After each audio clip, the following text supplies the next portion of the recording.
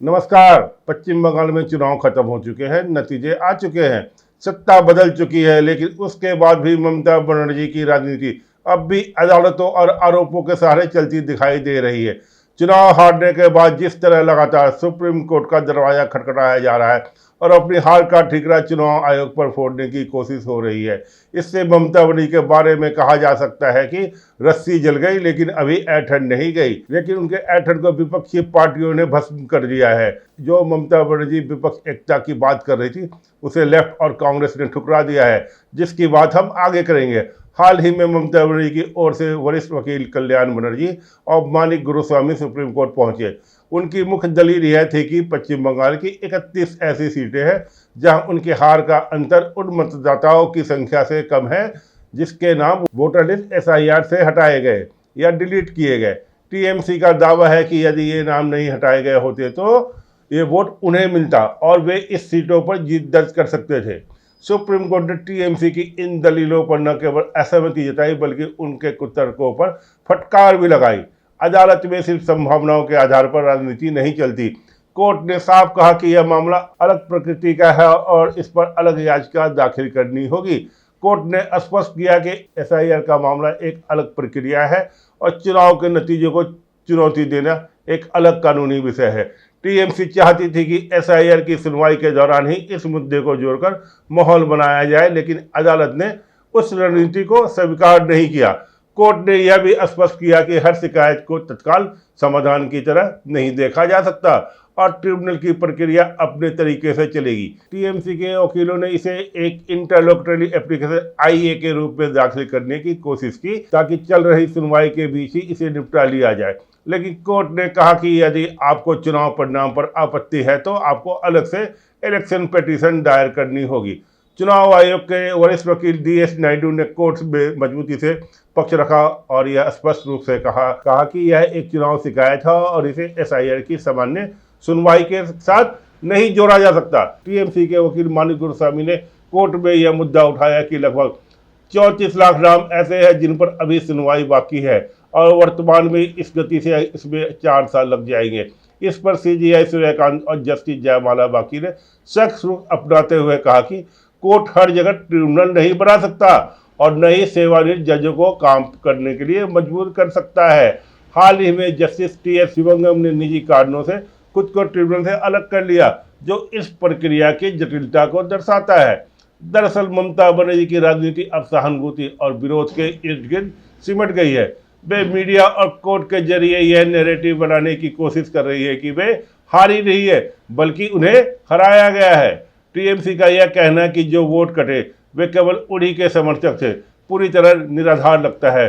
क्या यह संभव नहीं कि जो नाम हटे वे भाजपा, कांग्रेस या लेफ्ट के भी समर्थक हो सकते हैं? यदि टीएमसी का मानना है कि नाम कटने से उन्हें नुकसान हुआ तो इसका अर्थ यह है कि पिछले चुनाव में मृतक और डुप्लीकेट वोटरों के नाम लिस्ट में होने से उन्हें फायदा हो रहा था। यदि कटने से नुकसान है तो फर्जी नामों के जुड़े रहने से निश्चित रूप से उन्हें फायदा मिल रहा था। ममता बनर्जी की पार्टी 81 सीटों पर जीती है। क्या उन 81 विधानसभा में कोई नाम डिलीट नहीं हुआ? यदि वहां भी नाम कटे हैं और टीएमसी फिर भी जीती है तो 31 सीटों पर हार का कारण नाम कटना कैसे हो सकता है? असल में टीएमसी की पूरी रणनीति अब इस बात पर टिकती दिख रही है कि हार को सीधे जनता के फैसले की बजाय चुनाव आयोग और वोटर लिस्ट के विवाद में जोड़ दिया जाए। लेकिन यह सबसे बड़ा सवाल यही खड़ा होता है कि क्या यह तय किया जा सकता है कि जिन वोटरों के नाम हटे वे सभी टीएमसी के ही वोटर थे? लोकतंत्र में कोई भी अस्थायी नहीं होता।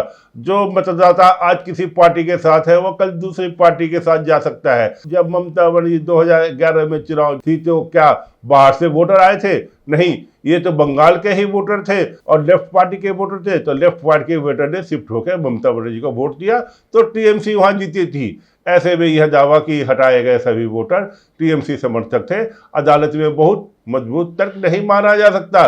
दिलचस्प बात यह है कि जिन सीटों पर टीएमसी जीती वहां भी वोटरों के नाम हटे। अगर वोटर लिस्ट में नाम हटना ही हार का कारण था तो फिर उन्हीं परिस्थितियों में मिली जीत को कैसे समझाया जाएगा? यही वह बिंदु है जहां टीएमसी की दलील कमजोर पड़ती दिखाई देती है, क्योंकि अगर नाम हटने से नुकसान हुआ तो यह सवाल भी उठेगा कि पहले जो डुप्लीकेट या मृतक वोटर जुड़े हुए थे, क्या उनसे उनको फायदा हो रहा था? यही कारण है कि पार्टी इस बहस को सिर्फ लॉजिकल डिस्क्रिपेंसी तक सीमित रखना चाहती है। वहीं दूसरी तरफ राजनीतिक मोर्चे पर भी ममता बनर्जी को बड़ा झटका लगा है।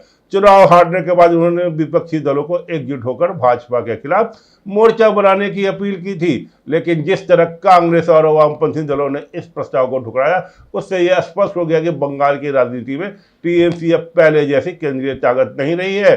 अब उनको विपक्षी दल भी अपनाने को तैयार नहीं है।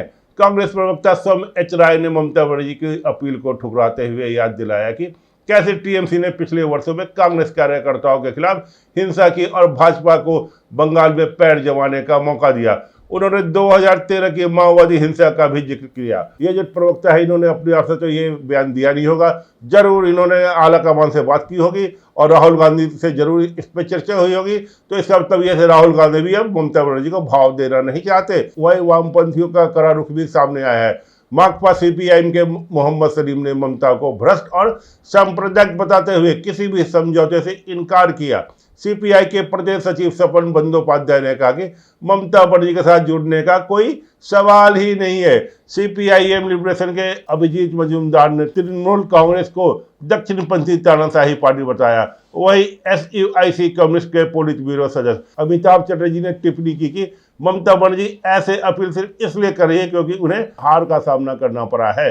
ममता बनर्जी को अब कोई भी विपक्ष की पार्टी भाव नहीं दे रहा है। सिर्फ अखिलेश यादव ममता बनर्जी से मिलने गए थे, वो भी इसलिए गए थे क्योंकि उनका एक मामला फंसा हुआ है।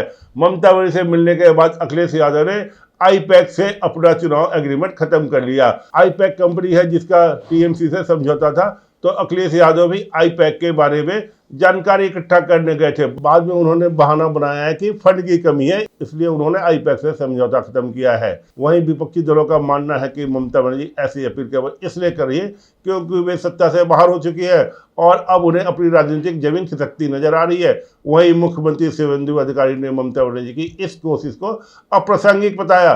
उनका मानना है कि बंगाल की जनता ने परिवर्तन का जनादेश दिया है और अब ममता बनर्जी का कोई राजनीतिक महत्व नहीं रह गया है।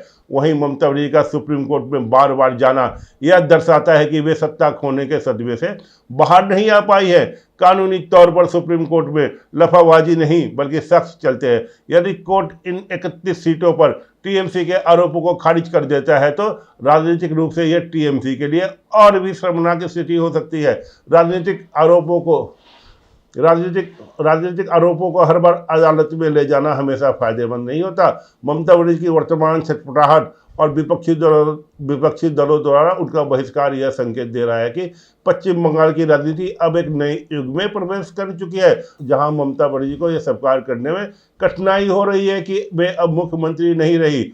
उनका रोना धोना शुरू हो गया है। उनका रोना धोना यह राजनीतिक जनता और कानून के सामने कितना टिक पाएगा, यह आने वाला वक्त ही बताएगा। धन्यवाद। अभी के लिए इतना ही। देखते रहिए पब्लिक न्यूज, जहां हर खबर होती है सीधी और बेबाक। ताज़ा खबरों से जुड़े रहने के लिए हमारे चैनल को सब्सक्राइब करें और बेल आइकन को दबाना ना भूलें ताकि हर खबर की नोटिफिकेशन आपको मिलती रहे।